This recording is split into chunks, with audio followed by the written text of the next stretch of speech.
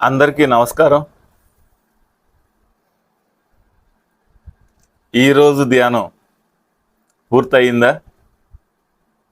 రోజు క్రమం తప్పకుండా ధ్యానం చేస్తూ ఉన్నారా?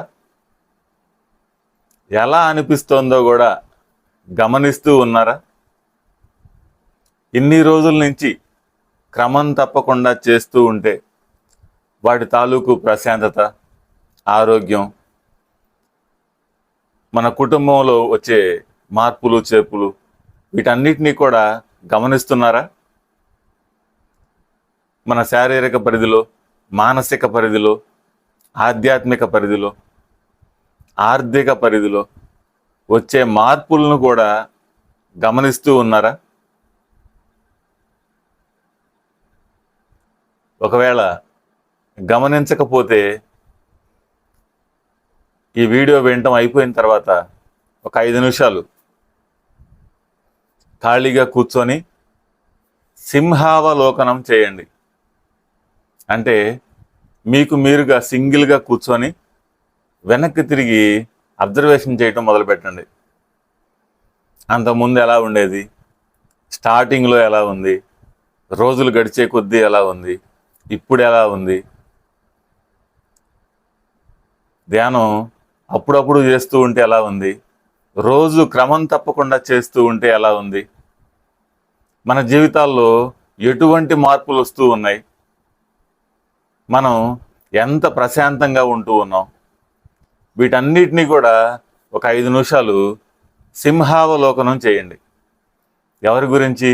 మీ గురించి మీరే. వేరే వాళ్ళ గురించి మనం తెలుసుకోలేం. కేవలం మన గురించే మనం సంపూర్ణంగా తెలుసుకోగలం.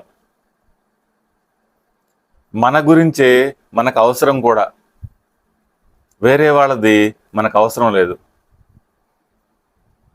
సరే, ఇప్పుడు విషయంలోకి వెళ్దాం. ఎవరైతే ప్రతిరోజు ధ్యానం చేస్తూ ఉంటారో వాళ్ళకొచ్చే సమస్యల్లో ఒకటి, కూర్చున్నప్పుడు కాళ్ళు తిమ్మిర్లు ఎక్కుతూ ఉంటాయి.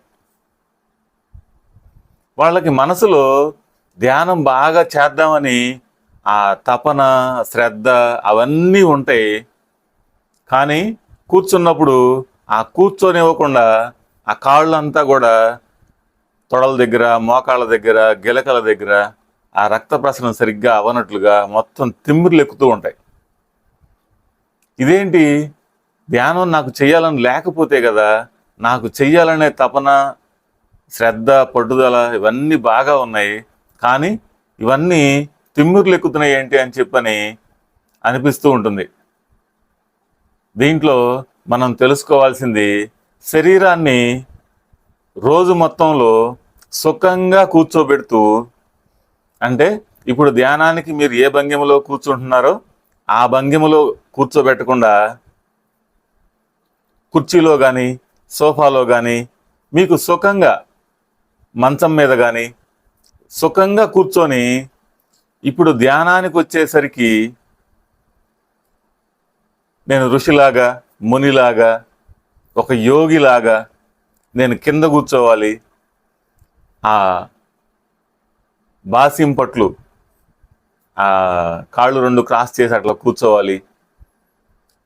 ఇట్లా ఈ ఆలోచనలు బిగిన్ అయిపోయి, ఎప్పుడైతే శరీరానికి అలవాటు లేని పొజిషన్లో కూర్చోబెడతామో అది శరీరం దానికి అడ్జస్ట్ అవ్వలేక తిమ్మిర్లు ఎక్కుతూ ఉంటాయి. దీనికోసం ఏం చేయాలి అంటే, రోజు మొత్తంలో కూడా మనకి విడిగా ధ్యానానికి కూర్చోకుండా ఉన్న సమయాల్లో కూడా మనం ధ్యానానికి ఏ భంగిమలో అయితే కూర్చుంటామో అదే భంగిమని శరీరానికి అలవాటు చేస్తూ ఉండాలి. ఆహారం తీసుకుంటూ ఉన్నా, ఎవరితో అయినా మాట్లాడుతూ ఉన్నా, ఇంట్లో కూర్చొని మాట్లాడుకునే టైంలో కూడా సోఫాల్లో కూడా ఆ పై కాళ్ళు పెట్టేసుకొని ఆ బాసిం బట్టలు వేసుకొని అలవాటు చేసుకోవటం. భోజనానికి కూర్చున్నప్పుడు కూడా సరదాగాలే అని చెప్పని ఆ కింద కూర్చొని అలవాటు చేసుకోవటం. 10 మందితో మాట్లాడేటప్పుడు కూడా వాళ్ళు ఎట్లా కూర్చున్నా సరే మీకు మీరుగా వెళ్ళిపోయి కింద కూర్చొని మాట్లాడటం.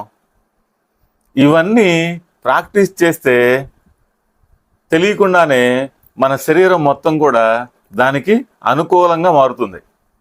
అప్పుడు సాధన ఈజీ అవుతుంది. అలా కాకుండా రోజంతా కూడా శరీరాన్ని సుఖంగా ఉంచి ఒక్క ధ్యాన సమయంలోనే మనం ఈ శరీరాన్ని మనకు నచ్చినట్టుగా కూర్చోబెట్టాలి అంటే ఆ శరీరం అక్కడ అడ్జస్ట్ అవ్వలేదు. ఈ విషయాన్ని గమనించండి. ఇంకా ఒకేసారి ఎక్కువ సమయం కూర్చున్నా కూడా శరీరం దానికి అలవాటు పడదు. రోజు అప్పుడొక నిమిషం పెంచుకుంటూ వెళ్ళండి. రోజు ఒక్క నిమిషం పెంచుకుంటే చాలా ఈజీగా శరీరం అలవాటు పడుతుంది. ఒకేసారి అరగంట గంట పెంచితే శరీరం దానికి అడ్జస్ట్ అవ్వలేదు. అందులో ఇంకా 1-2 రోజులు మధ్యలో చేస్తూ 1-2 రోజులు చేయకుండా వదిలేస్తూ ఉంటే ఈ శరీరానికి ఉన్న అలవాటు కూడా పక్కకి వెళ్ళిపోతూ ఆ ఉన్న అలవాటు కూడా పోయి కూర్చోగానే ఆ ఇబ్బందులు రావడం మొదలవుతుంది. వీటన్నిటిని గమనించుకోండి. సాధనలో ఎటువంటి లోటుపాట్లు ఉన్నాయి, మనం ఎట్లా సరి చేసుకోవాలి, ఎట్లా ముందుకెళ్ళాలి అని మనకి మనమే పరిశీలన చేసుకోవాలి. ఎందుకంటే మన శరీరం మనకే తెలుస్తుంది. లోపల ఆ నొప్పులు ఎట్లా ఉన్నాయి అనేది పక్క వాళ్ళకి అర్థం కాదు. గమనించండి. క్రమం తప్పకుండా ప్రతిరోజు సాధన చేయటానికి ప్రయత్నం చేయండి. ఈ శరీరాన్ని కూడా ధ్యాన సాధనకు అనుకూలంగా మీకు మీరే మార్చుకోండి. ప్రతిరోజు క్రమం తప్పకుండా ధ్యానం చేద్దాం. ధ్యాన సాధనలో ఇంకా ముందుకెళ్ళే దిశగా ప్రయత్నం చేద్దాం. Okay, thank you.